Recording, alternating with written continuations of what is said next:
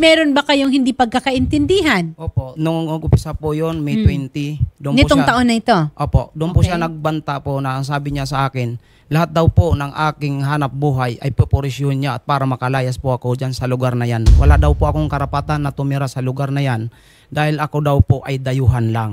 Okay. Bakit siya galit sa inyo? Yun nga po, nagagalit po siya sa akin dahil po sa mga kunting hanap buhay po dyan na aking pinagkakaabalahan. Tapos lagi niyan sinasabi, wala po daw po ako sa kanya pakisama.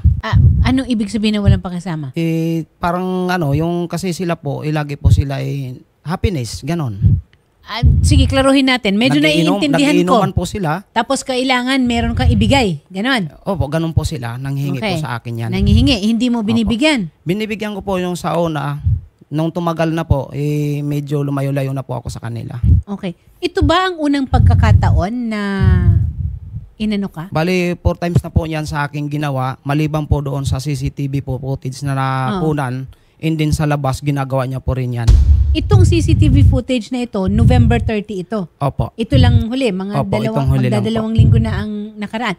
Pero ang ibig mong bang sabihin, meron na rin siyang ginawa sa'yo bago pa man itong insidente na ito? Opo, May 20 po ang una, sumunod po is May 26. Nanakit na po siya at inireklamo ko po siya. Nung nalaman niya na nireklamo ko po siya. Saan mo siya nireklamo? Unang-una po sa aming kapitan. Sa barangay? Kay Conde, opo. Okay. Ngayon, hindi po siya uma-attend. Okay. Kasi ang sabi niya po, bakit daw barangay, may sarili naman daw po siyang outpost. Ba't ba doon pa daw ako nagreklamo? Okay. So sumunod ka lang dun sa, di ba? Kasi Opo. na dapat walang pag-aayos na nangyari doon sa barangay. Wala po, kasi hindi po siya umatin hanggat nakakuha po ako ng CEP at na kasuhan ko po siya. Ang kaso po namin ay nasa hilltop. Ako po ay laging pumupunta ron, ipinapalo up. Ang Ano sabi yung po hilltop? sa akin, ano po yun? Yung, Sa Kainta po opo, yun. Opo. Ay, hindi po Tikling po ang hilltop. Sa Tikling, kasi doon po yung kaso. Ibig mo sabihin nasa Na-file. municipal Opo. trial court. Opo. Sa huwes. Opo. Sa huwes. Sa korte talaga. Opo. So may ongoing case kayo. Opo, may ongoing case po kami kasi nireklamo ko po siya sa kanyang unang pananakit sa akin at nagkaroon ng pangalawa. Iba rin po yung hinabol niya po ako ng baril. Hindi po ako tumakbo, umaatras po ako at siya ay talagang gusto niya akong hawakan. Okay. Chairman Conde, magandang hapon po sa inyo. Hello po. Apo. Magandang hapon po. Live tayo ngayon sa Wanted sa Radyo. Ako po si Attorney Aina Magpale. Kasama ko po si Rowan Torres. Sir, ito bang reklamo ni Joel Bendoy laban sa kanilang Homeowners Association President ng Pangarap Village na si Michael Gasilia ay natapos na po ang pagdinig dyan sa inyo? Yes po, attorney. Medyo matagal na po yan. That was May 2024. So, yun lang naman ang magagawa namin, magpatawag. Yes. Nagreklamo sa Lupon. Kaya lang, yung respondent po Hindi nagpapakita. Opo. Okay. Ako po mismo umawak niyan eh. Meron po bang ibang mga reklamo laban kay dito sa Homeowners Association President nila? May iba bukod kay Joel Bendoy? Ma'am, attorney, si Joel Bendoy lang kasi yung medyo matapang na tumatayo talaga eh. Pero may mga, bilang kapitan, may mga narinig din ako mga complainant. Nagpupunta sa akin. Kaya lang, marami po takot din. Okay. So sa makatuwid, meron na pong certificate to file action ito at naiangat na rin, nailagak na rin yung kaso. Opo. Attorney, that's for the incident nung May 2024. Pero nagkaroon kasi siya ng panibagong incident. Nagpunta na naman siya dito sa barangay eh, a few days ago. O, ito yung So November. sabi ko nga po sa kanya, ako talagang nakasubaybay ako parati kay Idol Rapi.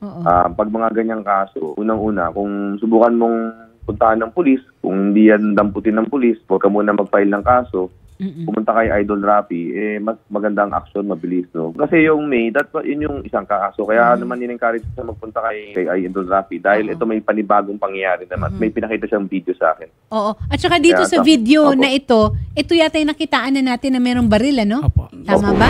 Kausapin rin namin si Police Captain Richard De La Cruz, ang Deputy Chief of Police ng Cainta, Rizal. Captain De La Cruz, magandang hapon po. Magandang hapon po, ma'am. Yes.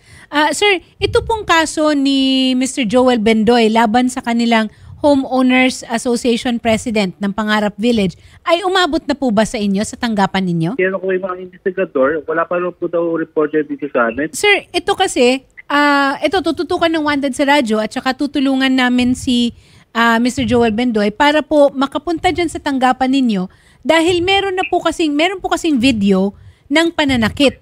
So, bukod doon sa pananakit mismo, meron ding nakuhanan doon sa video, tama ako, no? Itong November 30 na video, na meron pong baril. Yung, Yes, ma'am. Opo. yung akusado, yung inaakusahan. Mapapatrace po ba natin ito? Madali lang po ba na mapacheck natin kung meron pong lisensya itong baril na ito to this particular person? Yes, ma'am. Ganito po yan.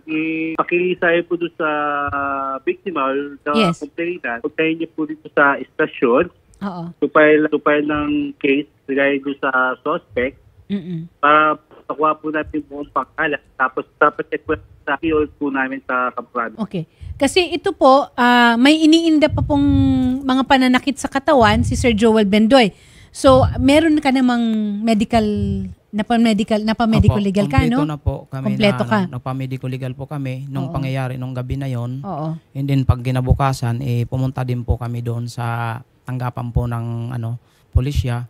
Ang sabi sa akin doon, yung investigador, yung akin daw kaso panglupon lang daw po. Kaya hindi na rin na kami nagmapilit kasi pumunta na lang ulit po kami sa barangay. Bakit po kaya hanggang lupon lang? At tanungin ko kay Police Captain Richard de la Cruz, Sir, bakit po panglupon lang? Considering na merong baril, ano po kaya ang Is it the gravity of the injuries? Ano po ang batayan?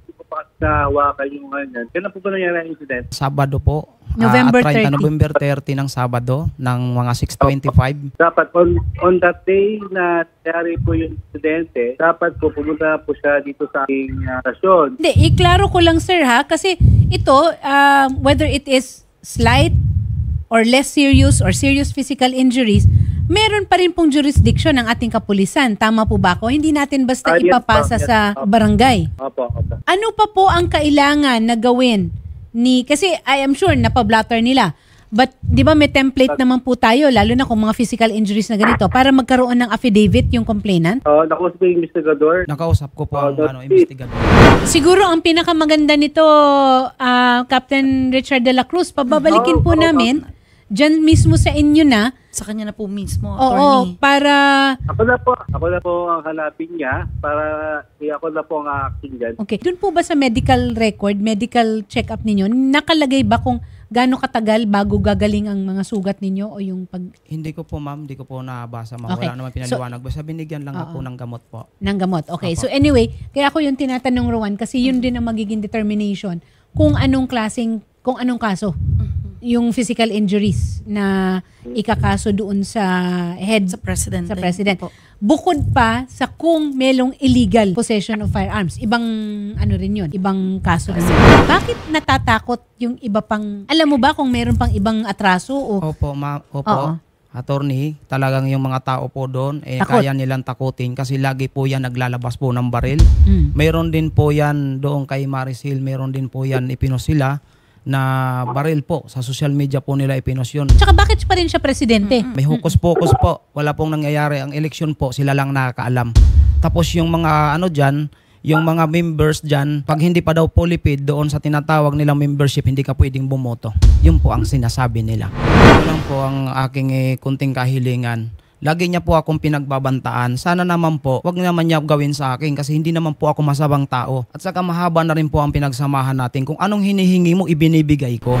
Sa lahat po ng mga taga-pangarap bill, nananawagan po ako sa inyo. Sana po, kung ano po ang gusto nyong masolusyonan, yung problema, yung dyan sa lugar mismo natin sa pangarap bill, ay sana po, hindi lang ako nyo pababayaan na mag-isa. Sana po ay kasama ko po kayo dahil po tayo ay isang lugar na ating pinanggagalingan.